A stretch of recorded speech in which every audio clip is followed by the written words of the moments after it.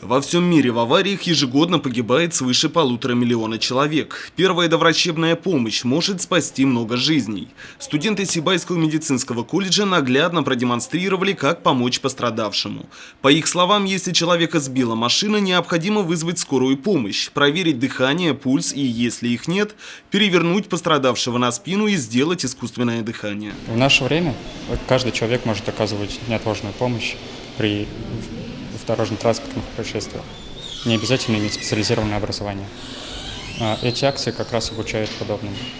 Можно оказать непрямой массаж сердца, искусственную вентиляцию легких, также наложение шин, транспортную иммобилизацию, остановка кровотечения с помощью жгутов. В рамках акции «А ты сможешь помочь» предусмотрено формирование у граждан навыков оказания первой медицинской помощи в различных ситуациях до прибытия бригады врачей. Бесспорно, здесь не говорится о тех видах телесных повреждений, которые несовместимы с жизнью. Несмотря на все усилия госавтоинспекции, количество смертей на дорогах по-прежнему остается высоким. Одни попадают в ДТП по неосторожности или из-за нарушения правил, другие в нетрезвом виде, а третьи же становятся жертвами из-за роковой случайности. Приняв меры, нам удалось удержать обстановку на дорогах города Сибая, снизить количество дорожно-транспортных происшествий, а также дорожно-транспортных происшествий, при котором пострадали люди. Это значит, у нас в этом году 28, минус 13, при котором один человек погиб.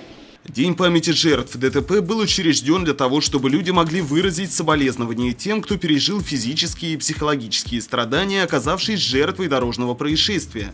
Именно сегодня, 20 ноября, во всем мире чтят память тех, кто погиб в результате дорожных аварий.